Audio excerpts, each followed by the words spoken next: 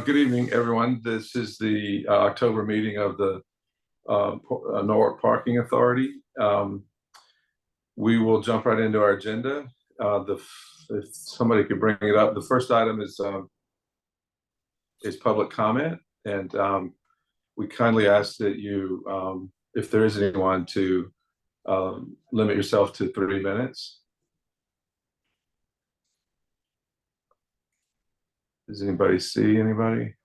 Yeah, Ms. Noor, you're unmuted, so you can go ahead and speak.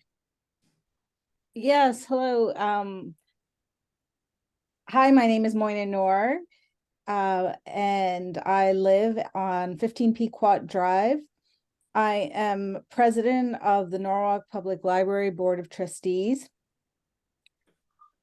As many of you know, as of last year, the Norwalk Public Library became a polling location for District A. We are delighted to provide this service to our residents.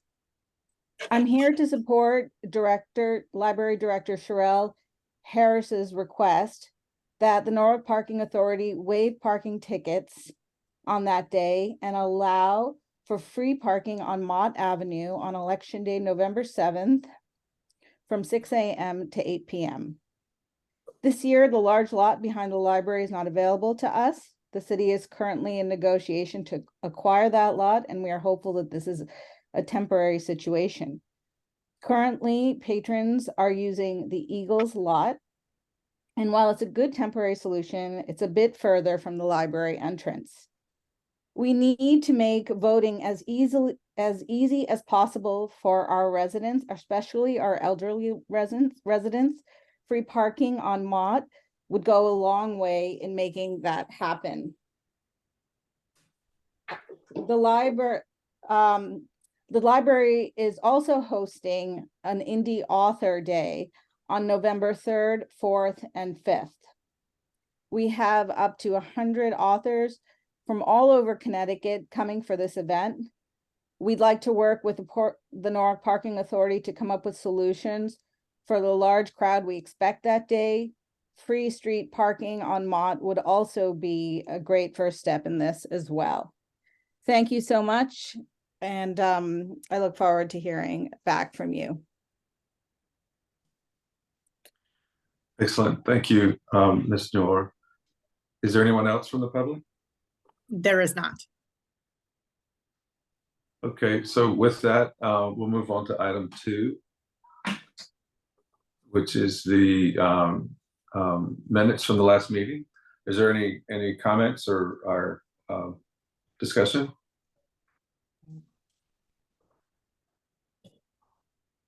So hearing none, may I have a motion to accept?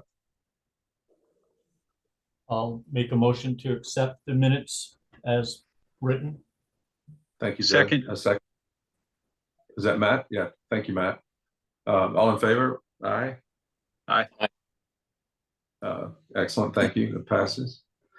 Financial and operating report. Sirak and Stati. Stati, do you share your own screen for this? Yeah, Rocky's going to pull up the financial or the ops report. Got it. I just stopped sharing on my end.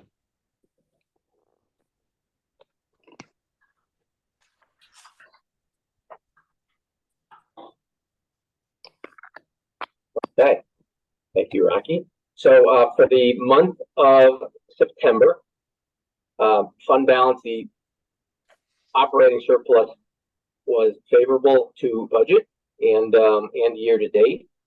And when we start looking into that on the parking revenue side, we are under budget for the month, and that was really from violations, the Maritime Garage, Haviland, and those were offset by increases at some of the other facilities, like the South Norwalk Railroad Station facilities, Yankee Doodle, Webster, and the North Water lot.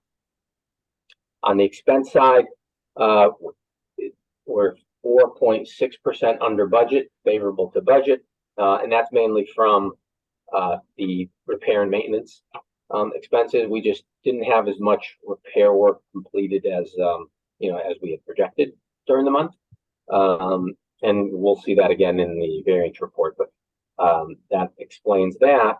And then as we move on to comparisons to previous months, we're down, revenue's about down almost 19% compared to last month, and that's excuse me, more seasonal trends, and especially at the Maritime Garage. We saw some reductions at the Maritime Garage, Webster, North Water Lot. The kids are back in school in September, and that's why we saw that drop. And remember, there was the free museum entry, which was over at the end of the summer. And we did see a decline in Webster, due in part to kind of the movie theater business, kind of leisure, back to school / leisure activity being down. And compared to that's total revenue, and that kind of mimics a little bit transient activity, which was down over 20%, and mainly that was from on-street transactions, Webster, Maritime Garage, North Water Lot,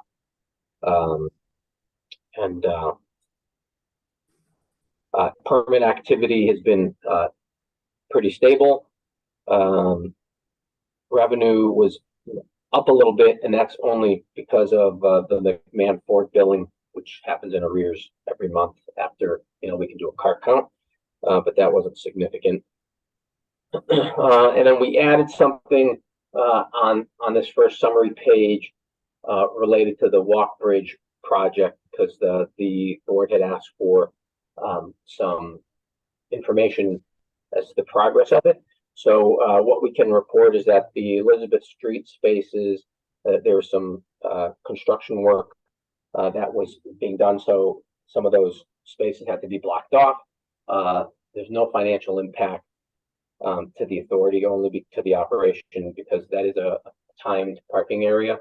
2-hour time spaces, no parking fees. And then upcoming, you can expect that the second week of November, for that week, the North Water Lot is going to be, there's going to be about 7 spaces on street removed, and North Water Lot, excuse me, they're going to be installing a crane in the lot. So that's what you can expect next month. And then moving on, Rocky. Can I just interrupt 2 seconds, Stathi? Because one thing that we wanted to add there too is the North Water Street lot's going to be impacted as well. That's 43 spots. So a total of 50 spots are going to be affected during that 4-day installation. Yep. Correct. Okay. Just wanted to get a little bit more details on that. We could talk about that later as well. Thank you. Yep. So we'll see the okay. And then on the variance report, there's only really one item to report on, and that was building repair and maintenance, and nothing mind-blowing there. It's just that there wasn't as much work completed as as was projected for the month. But as you know, by the end of the year, we will have more projects to spend some money on that are going to require some work.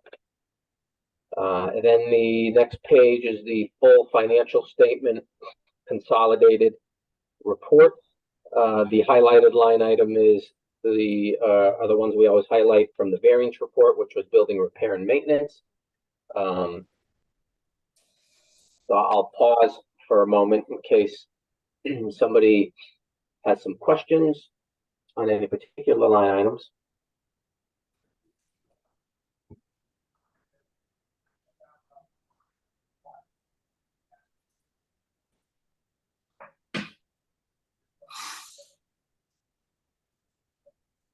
I think we could move that.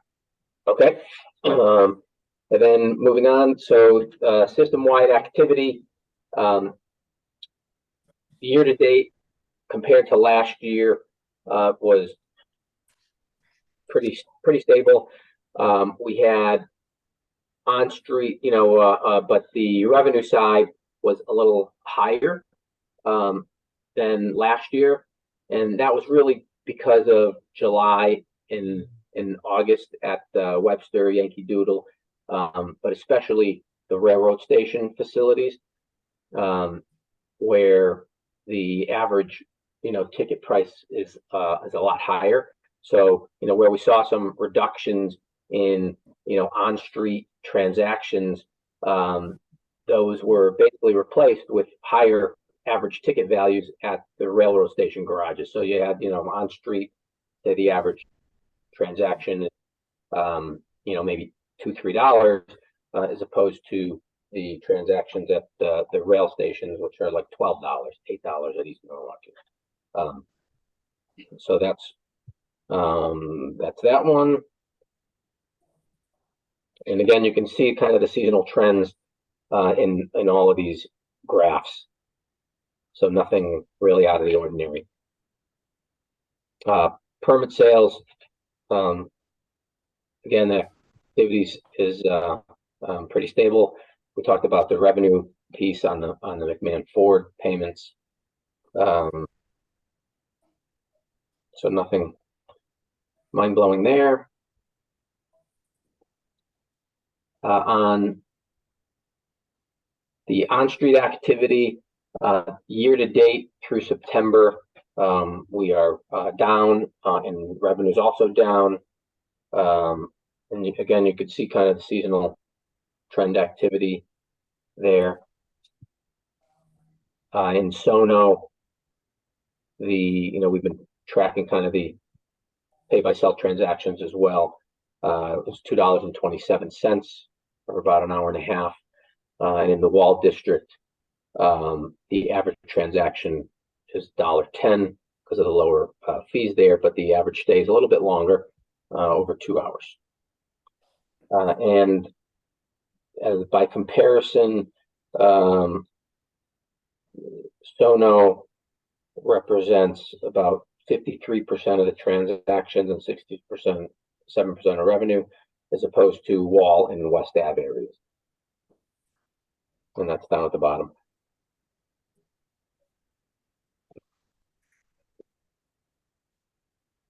On the enforcement side, ticket issuance was year to date was actually up, and that was really related to beach citations over the summer.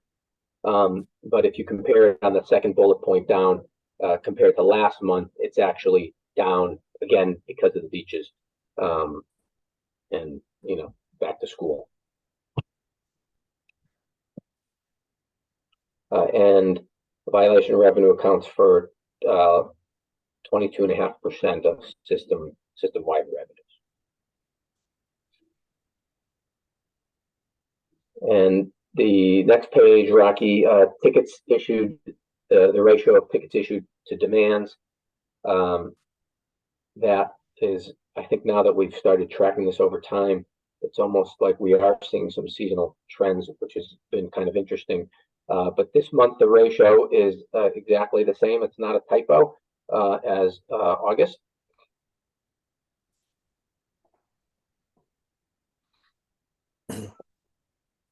And if you look at the that ratio analysis continued on the next page by street, you can see that.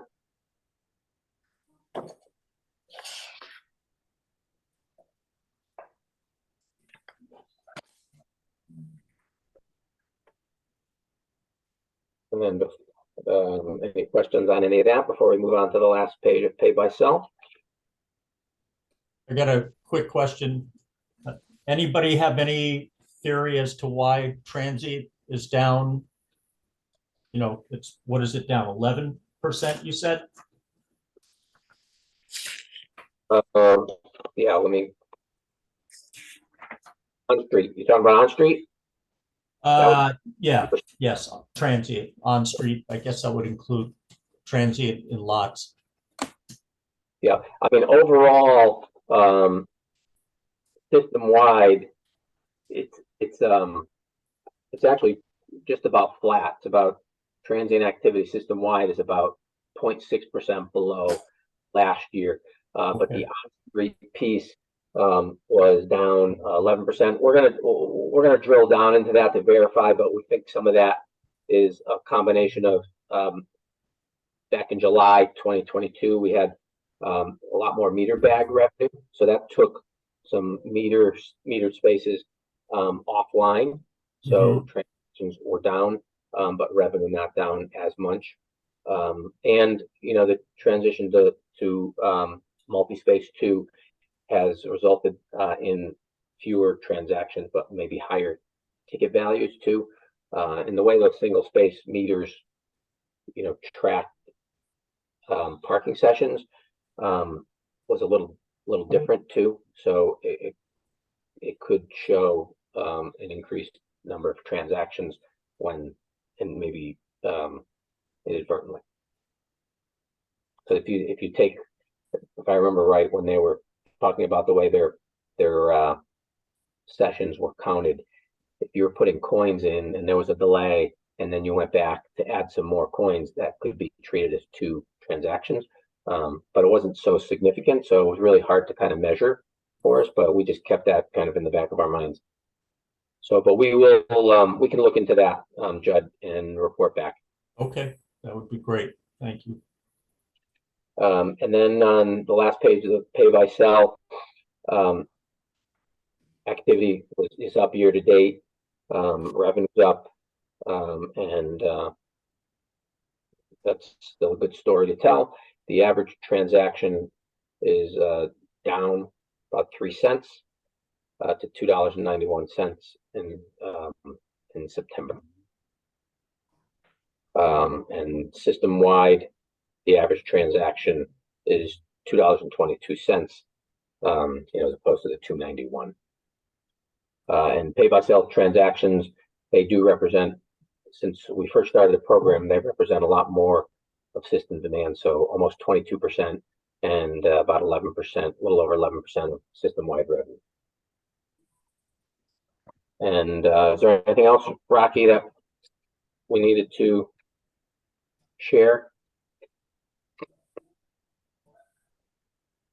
No, that was the last page. So unless there's any other questions, that'll be the end of our report. I think just to add to the group here, the changes that Rocky and I are making to the Park Norwalk website, just to try to, you know, keep information up to date. We made changes with the parking map that will show hours of operation and you know, and rates when applied. So if someone wants to know where parking is in Norwalk, this is the location we want to drive that traffic to. So having a and you know what, I can let me kind of just show you let me show you the some of the changes that we recently made, because I think it's very important to have good, accurate information to give to our visitors here, because you know it's important to give them good parking information and direction to where they're doing. So let's see, right here, go to the parking map, and you scroll down here, it has all the locations, and specifically like on-street parking. It didn't have the hours of operation and days that it wasn't enforced. So on-street parking, we added free on Sundays and federal holidays, just so people are aware that, you know, during those times that they don't need to, they're not going to be required to pay. But it has hours of operations, and it goes, you know, basically lot by lot. It has all that information put in there. We're also updating, you know, the contact information. It was a little out of date. I added Matt, Peter. They didn't have Pam on it, so I looked at it earlier today, and I sent a updated email to add her onto it as well, because I think it's, you know, we got to make sure we keep on top of this. And you know, if we're driving traffic here, we want users to have a really good experience. And you know, I would love to be able to refine this and make it really, really useful. That's great. Thank you, Brian. Yeah, that's terrific. Thank you, Brian. You're welcome.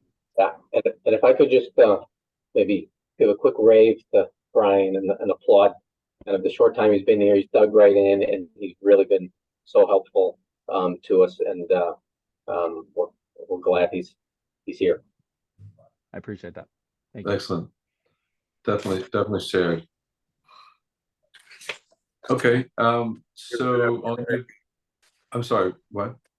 No, I just wanted to say he's been a very great help here, and phenomenal. Love him. Excellent. I'm blushing, but thank you. Excellent, thank you. Okay, new business. So the discussion of the library. Can I interrupt you one more time, Sure. Eric? We Yes. did have something on the agenda for the roof repair at South Norwalk train station.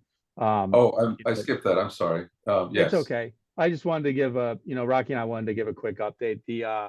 The contractor will be there tomorrow to address some of the leakage, just to make sure that we don't have continuing issues, because we had that issue on opening day by the coffee shop Black by Demand, and we really wanted to make sure that that was handled. We talked to her. We keep in contact with Yara. She's very, very nice, friendly. We want to make sure we really take care of that location and make sure no more water gets kind of drained into her place of business. So the contractor's there tomorrow. Said it'll take about a day or two to address. So that should be handled by Friday. Excellent. All right. Thank you. Yeah. Sorry. Go on. Okay, so let's go to new business, discussion on the election day request from the library.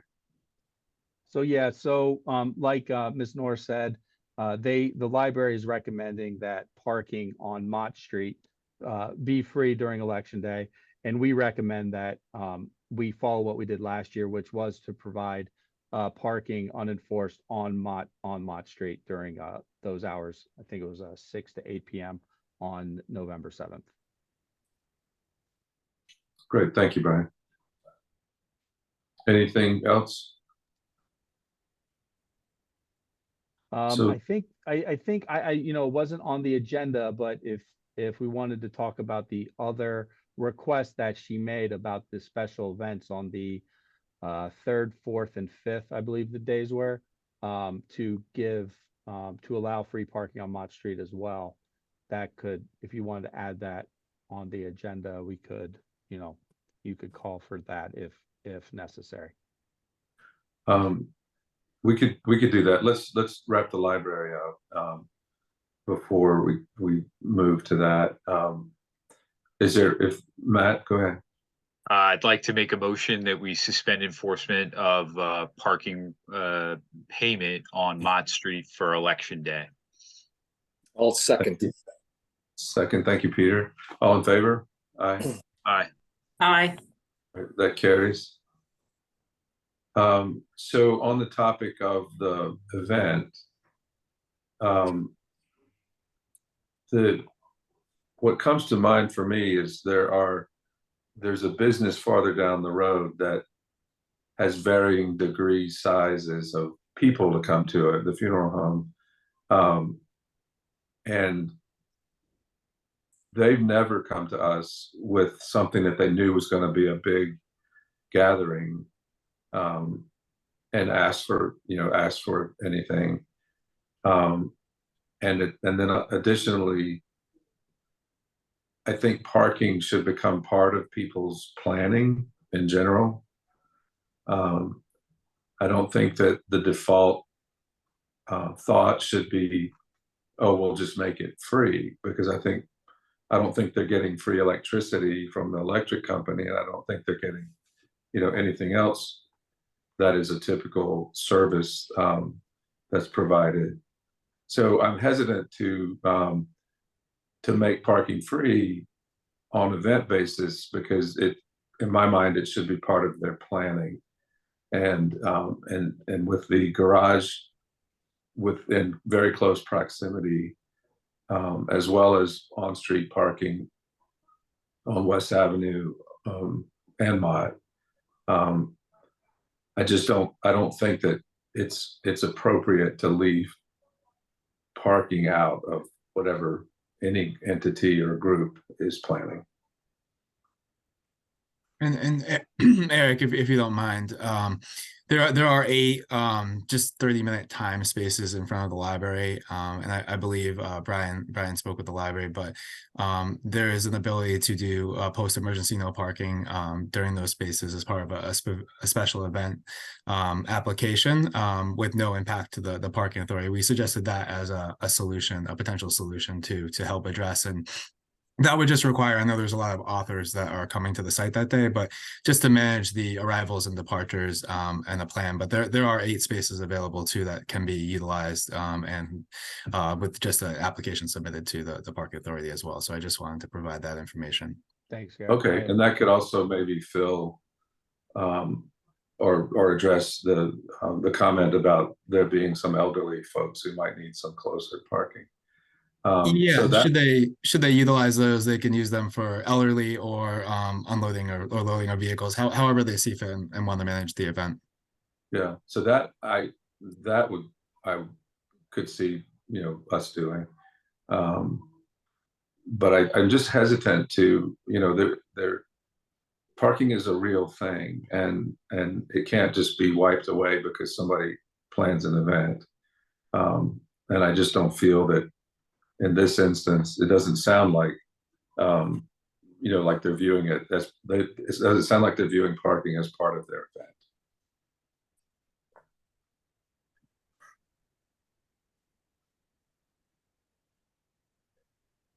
Does anybody want to add to that or something else?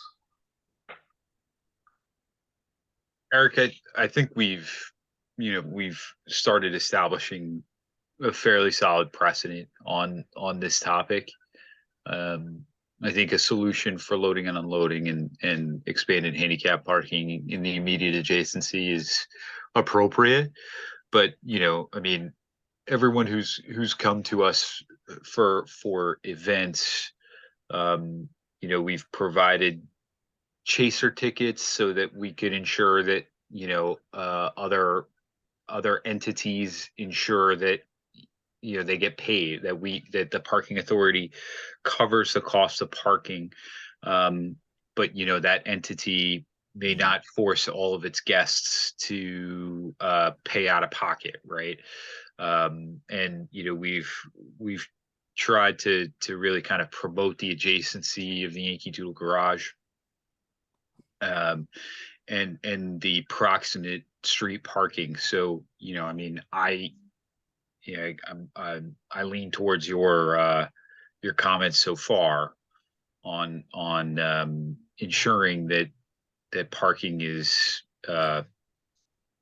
you know, participated in by guests. Chad? Yeah, I agree with you on this, Eric. You know, this is, I think, Thursday, Friday, and Saturday. As you mentioned, the funeral home down the street regularly has large groups of people. And I also think it's, as Matt said, it's a good opportunity to educate people about parking. You know, maybe we'll get some new Park Mobile users or some people parking in the Yankee Doodle Garage. So my opinion on this one is to decline. What about the 8 spaces? Oh, no, I think that's great. I think, Okay. you know, that's, you know, we can give a little on that. I think that's allows. Those are not metered as well, so they're Yeah. not revenue Yeah. generating. Yeah, no, the 8 spaces, I support that. Okay. Okay, is any more comment, or do you want to have a motion?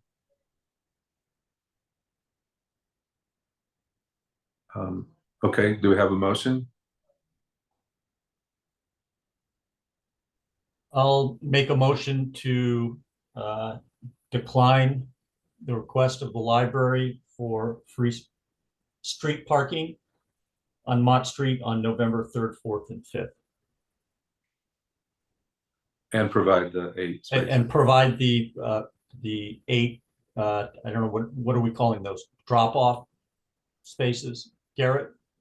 Today they're timed parking, so they're 30-minute parking. So Okay. should the library just submit a request or application to Rocky or the Norwalk Parking Authority, he can manage that and provide emergency no parking the day of, and they can manage it however they see fit. Okay. Is that the motion? Is there a second? Or any further discussion? I'll second it. Thank you, Pam. All in favor? Aye. Excellent, thank you.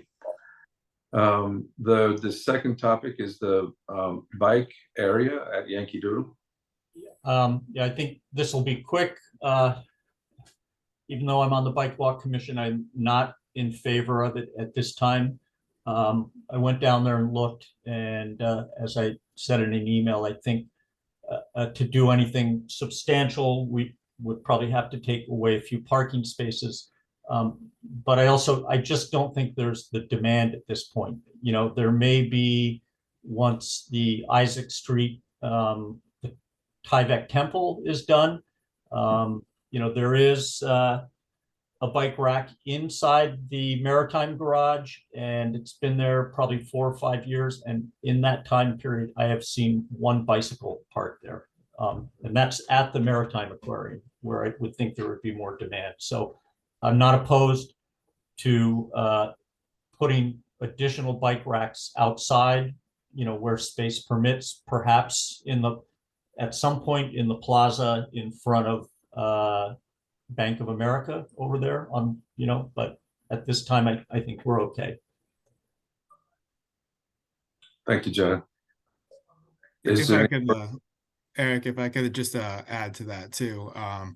So we're moving forward with the Wall Street improvements, and this spring we'll be implementing the first phase, which will be from Main Street to Brook, the streetscape. But we've been diligently working on the remainder of the improvements to the rest of the Wall Street neighborhood. So Judd, we're currently pushing forward with a design for Wall Street improvements on Wall, Belden Avenue, and River Street as well. So those plans will be brought back to the community, and they'll be, we'll identify opportune locations for those type of infrastructure that you mentioned. I think we certainly want to support that. We just have a lot of moving parts at this time, but there'll be subsequent community meetings and opportunities to comment on the plans and make sure we get the bicycle infrastructure in the right place. So I just did want to add that for the commission. Okay, yeah, I think that, as I said, I don't think it's the right time for it, so. Garrett, is that the Wall Street, I'll call it the road narrowing project? Is that what you're referring to? Yep. The streetscape, the corridor improvements. In many cases, it would be a roadway narrowing, and wider sidewalks is one of the major goals of the project. Yep, yeah, it's gonna be great. Okay. If there's no further discussion, we'll have a motion to. Well, I actually need a second. No, Judd, that wasn't a motion. It was just your opinion. Sorry. So, if I could have a motion on the bike area at Yankee Doodle topic. Do we need to vote on this, Brian? I'm not sure. I don't believe you need to vote on it. It's just a discussion topic. Sorry, Brian. Okay. No, it's okay. It's okay. Okay. All right. There's no action then. Okay. Great. Then let's move on to the Walk Bridge impact. So just to kind of add some feedback that I have, last month when we met, it was an introduction to me and just trying to get an idea of the project. So I met Stephanie last week. We had a nice conversation. We added my email to a newsletter that will give updates on project progress.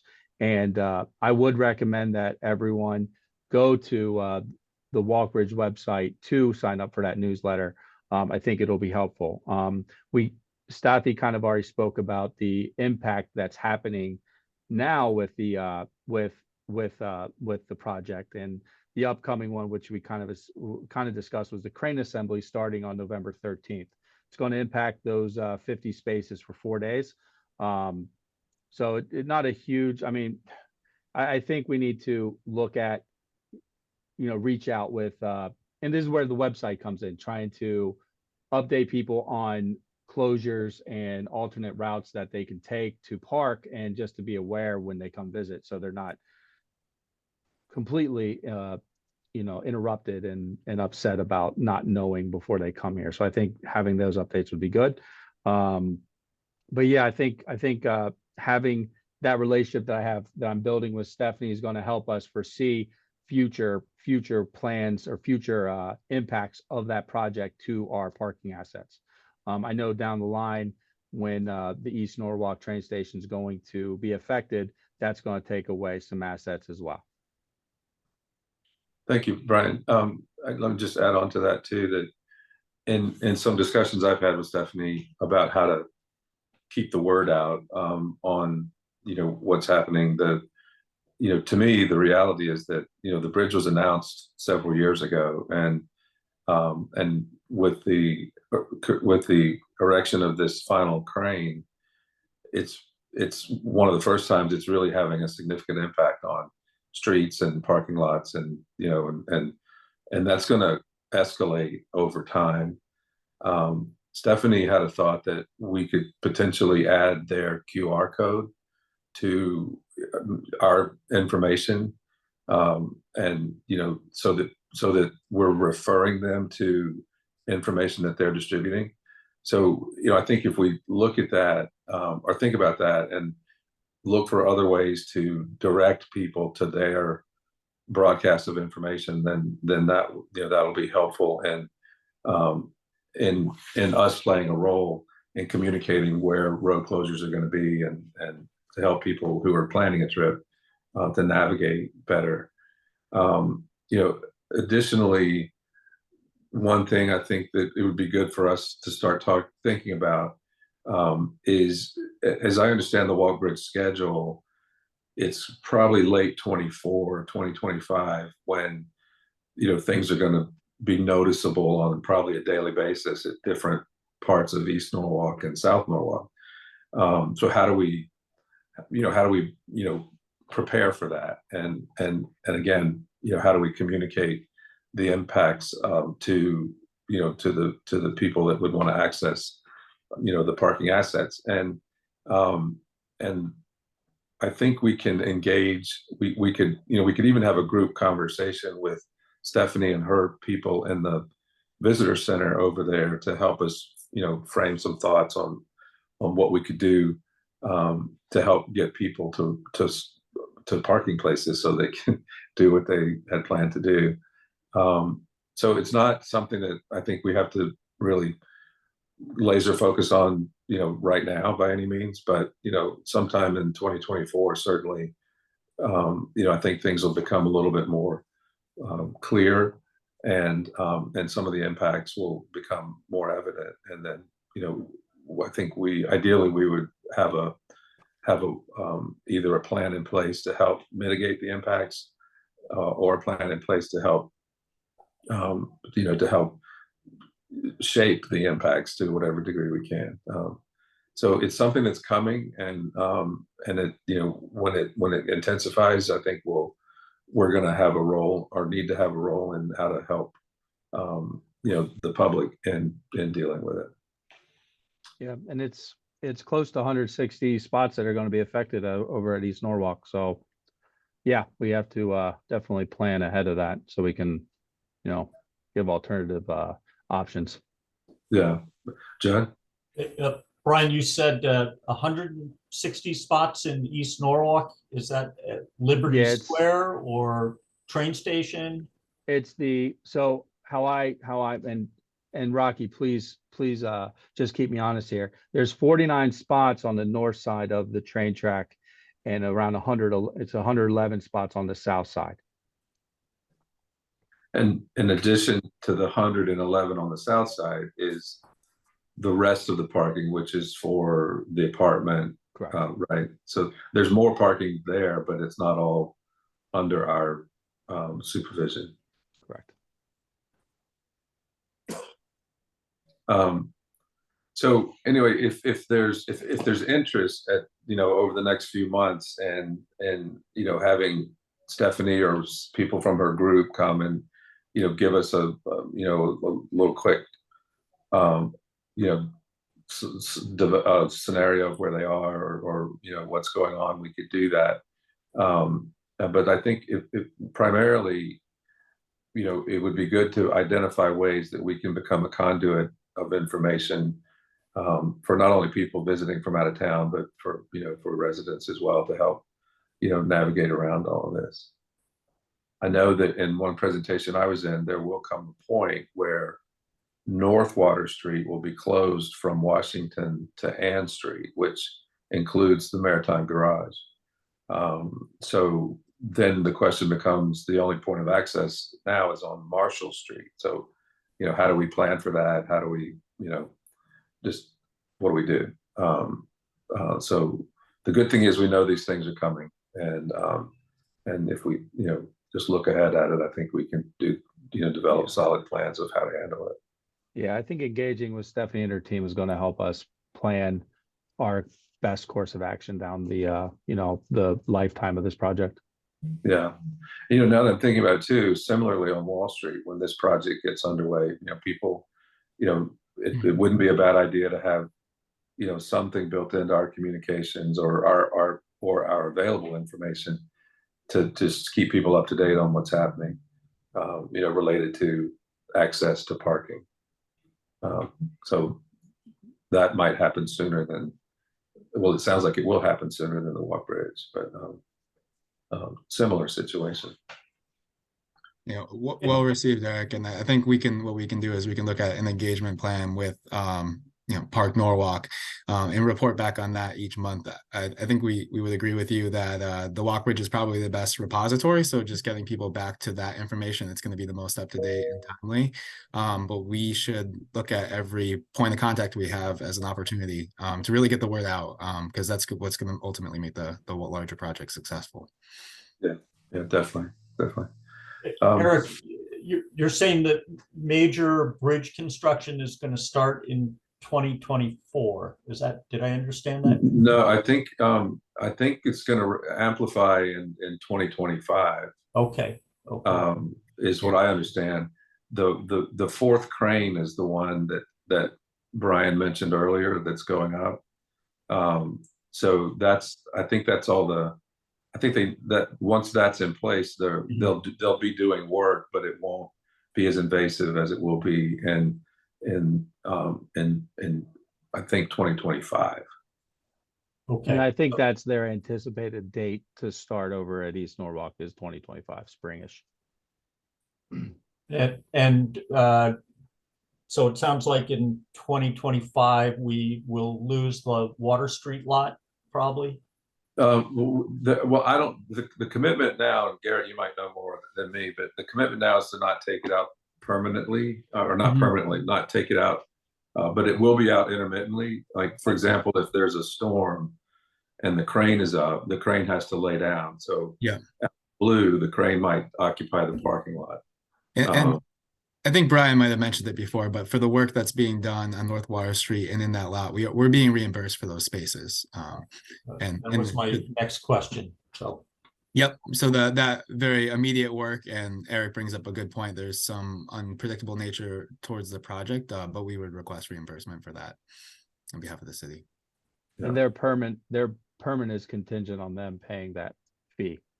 So we're expecting we're expecting if them to come pay, go to the Rockies office in a couple of weeks to get that done. Hopefully by Friday. Wow. Yeah. Good. So and then moving forward, the payment that they've agreed to for the North Water Street lot is payment to the parking authority. So it's not a complete loss of revenue for us, when this is going on. But there will be some interruptions, and there will be some, particularly that lot, some information that people will want to stay up to date on. Yeah, and that'll be reflected in the future operations report. So over the next few years, you'll probably see a lot of spikes and anomalies within the data. So we'll make sure we call that out. Yeah, and then so if we're talking about 25, 24, 25, the other date that I've heard, and you all have probably heard it too, is that the completion of this thing is scheduled for 2030.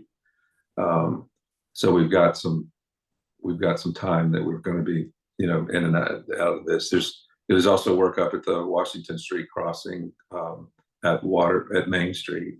So there's closures up there too that will affect, you know, parking access. So Garrett, did you say that there would be, we could potentially, and we could add updates to our? Yeah, I think maybe at least for the next meeting, report back as maybe like as in addition to the walk bridge updates, maybe there's an engagement plan. We just talk about how we can you know, utilize some of those points of contact that we have to spread the word. And as Brian alluded to earlier, you know, we'll keep providing walk bridge updates throughout the project. And I think we'd like to add, he provided a really great short-term outlook, but also we want to provide some of the medium-term and long-thing term, just so that there's no surprises for the parking authority. So while we might not have all the details on some of the longer-term impacts, just like to get them out in front of you guys. And then we can just leave it as a reoccurring item. Oh, good. Because I know in East Norwalk, they're basically getting a new train station. So that lot will certainly be impacted, you know, whenever that happens.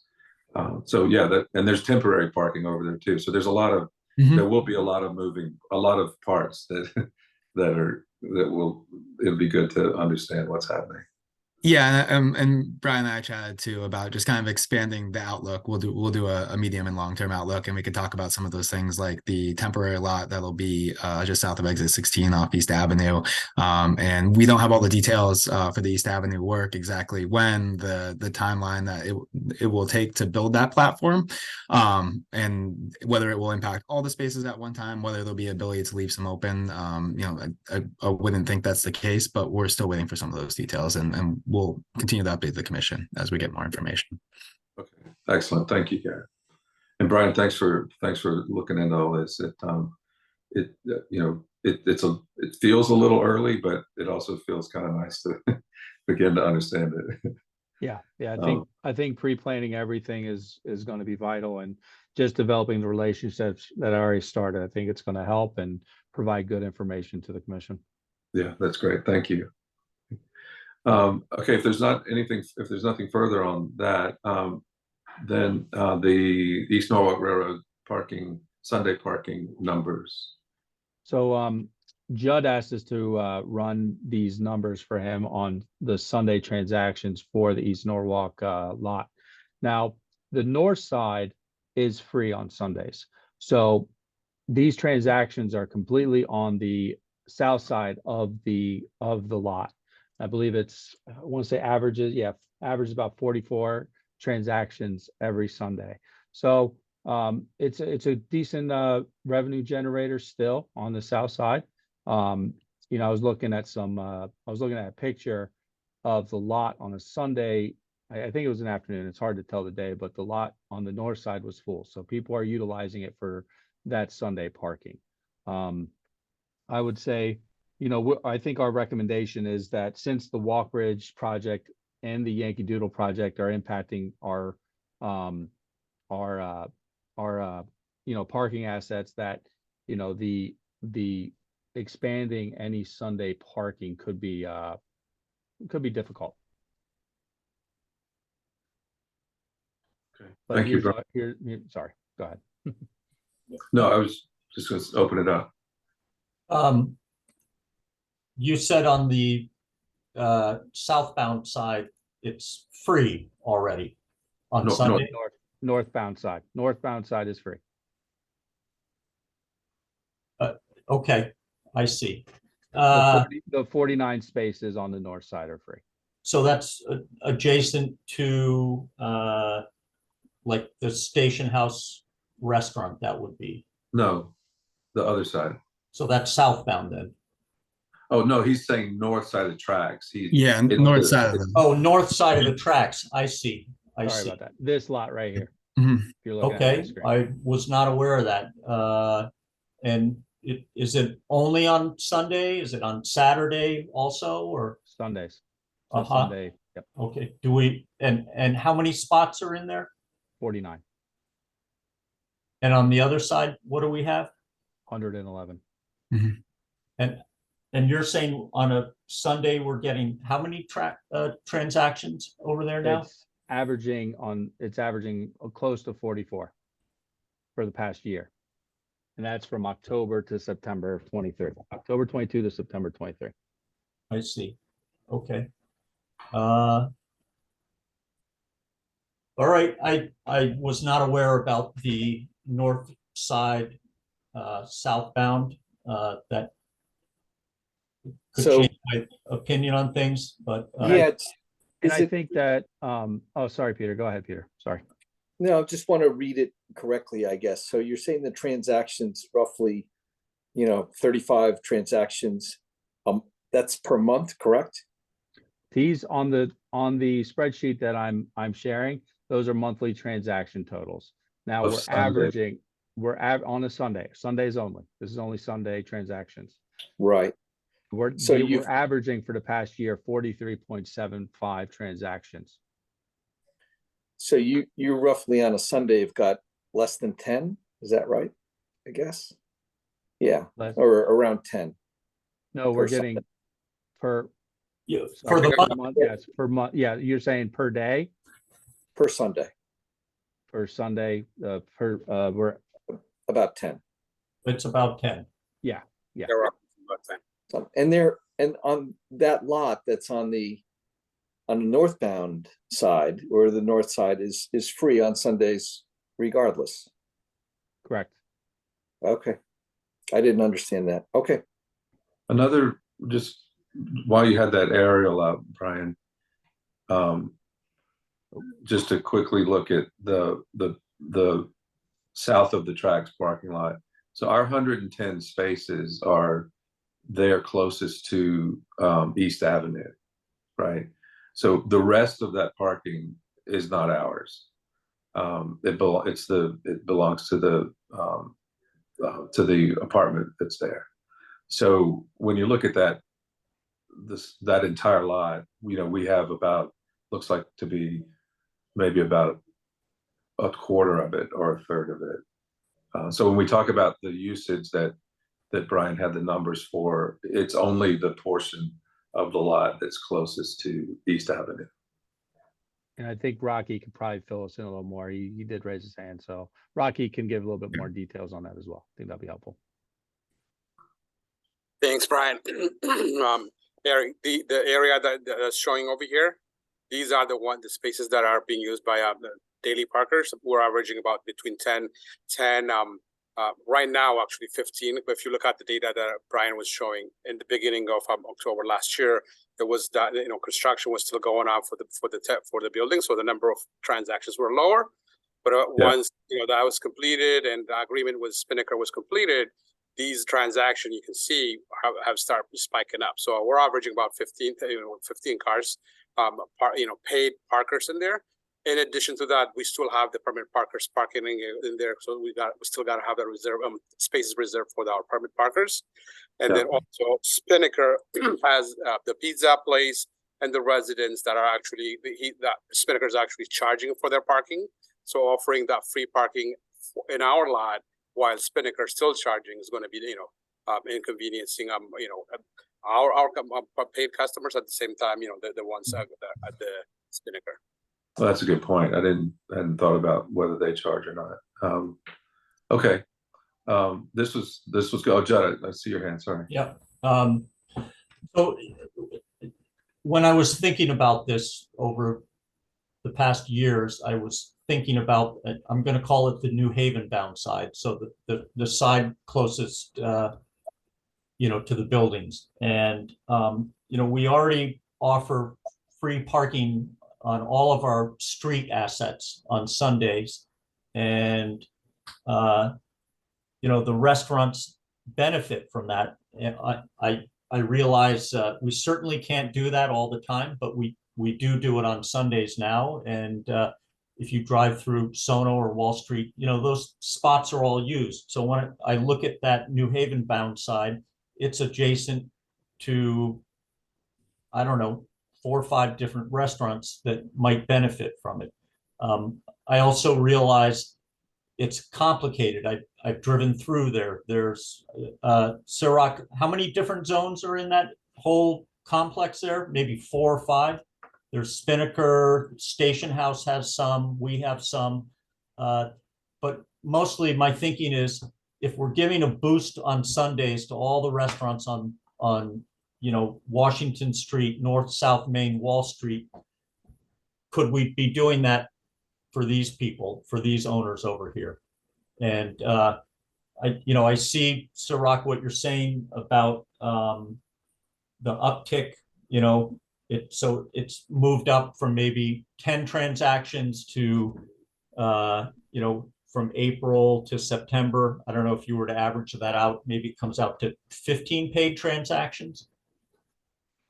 So I know this is we've discussed this, maybe this is the 3rd month in a row. Again, I was not aware of the free parking on the other side.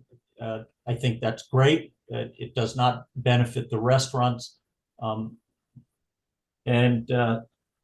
Initially, when I had asked for this to be on the agenda, I thought we'd take a vote on it, but and that's not on the agenda. And with this new information, I just want to think about this, and I may bring this up again in the future.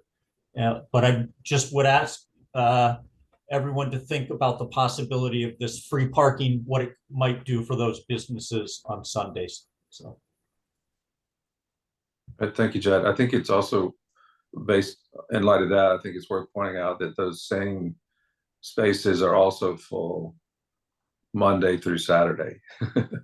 So I wouldn't refer to free parking as giving anybody a boost, because the parking is full the other days. Well, as it is on, all of our street assets. So Exactly. Yeah. So we do provide free parking on the streets, and Eric, you live in South Norwalk. You live in our urban core. I live on the edge of it. I drive through it all the time, and most Sundays, every street spot is taken. So no, Yeah, I would suggest too that we pulled the number of transactions, but Rocky, if you could also do some occupancy counts to account for the number of permit holders that use that, because we do have a number of permit holders at that location too, to include that as part of the analysis as well. Are they there on Sundays though? I would think those are regular commuters. We have some permit parkers using the parking lot, Jed, but we'll do the counts and give an update. But the other zone numbers, Jed, that you see in there are not zone numbers. Those are Spinnaker zone numbers. Right. Spinnaker, no, I know that. I know that. What my point is, it's a complex parking system in there with all the different zones, and the pricing is different. I think Spinnaker charges more than we do. So, I went in there and fired up Park Mobile, and there are different rates depending on where you are and whose asset it is. So I'll confirm they're not supposed to charge more than what we charge. So okay. I'll confirm those zone numbers. Okay, maybe I'm wrong, but I think that's what I saw. So I think, Rocky, I think we should do a rate survey over there for sure, just to double check. Absolutely, we'll do that. Thank you, Brian. Okay. I'm done with that for now. Okay. Then under old business, Brian, the 15 minutes. So we're working on getting the signs ordered. We got the details, the specs for the signs, the quantity to Rocky, and we're waiting on a quote to get get best pricing, and then once we get it, we're gonna order them and get them installed. And it's actually, the signage comes at a very opportune time where we can address some of the Park Mobile signage issues. So we're working with that along with the options that we're doing. On top of it, with Park Mobile, I am still working on getting Park Mobile to add a 0 rate without a transaction fee. So it would be just another a customer-friendly way of being able to use that 15 minutes instead of walking to a multimeter. But just as an update, we were ordering the signs and getting them. Hopefully, I would foresee us in 3-4 weeks getting the signs in. And Rocky can get me honest here because he knows the vendors better than me. But once we get those signs in, we'll get them installed. And I think it'll be a really good experience for the customers in the Wall Street corridor. Thank you, Brian.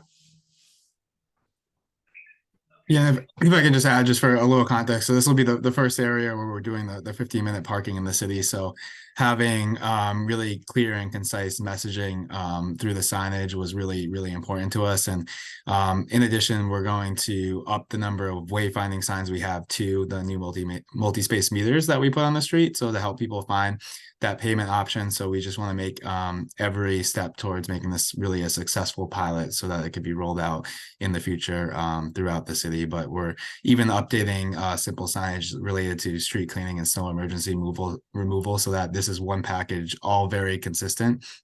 And this will really serve as the model that we're going to use throughout the rest of the city. That would be great. Oh, Chad? Yep.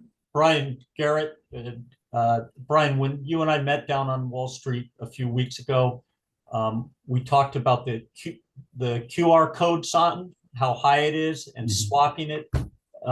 Is that something that can be done? Yeah, so the plan it's kind of funny because before I started here, the plan was to move those Park Mobile signs at the very first part of the sign on the bottom of the sign at the 7-foot mark.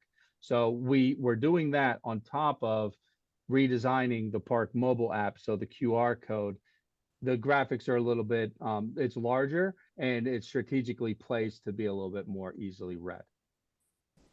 Okay. I don't know if Peter, Matt, Pam, if you noticed the QR code, I'm 6'2", and where it is now, it's so high that I can't get my phone to read it. So I can imagine some other people who aren't as tall as me. I mean, it doesn't work for me. It can't work for anybody. So it kind of speaks to what Garrett was saying. It's like we want to make sure that we have a very inclusive area that our customers and visitors can have a really good customer experience in Norwalk. And having this pilot run in Wall Street is going to be, I think it's going to be very good for us. And I think it's going to provide really good data and customer feedback. Yeah, definitely noted, Judd. That sign needs to be at the bottom. Your comments are very well received, and we've been working with Park Mobile to come up with a custom sign that really addresses a lot of the concerns that you mentioned and other concerns we've heard in the past too. Legibility, even the size of text and phone numbers is really critical when you're trying to convey some specific information and make people's customer service better.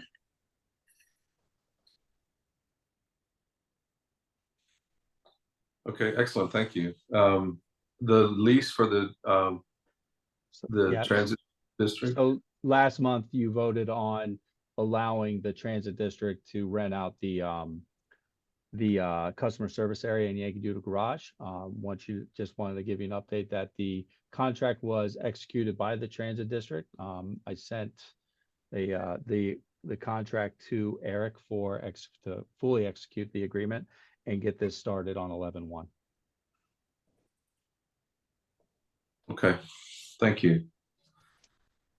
If there's no further discussion on any topic, we could have a motion to adjourn. I'll make a motion to adjourn.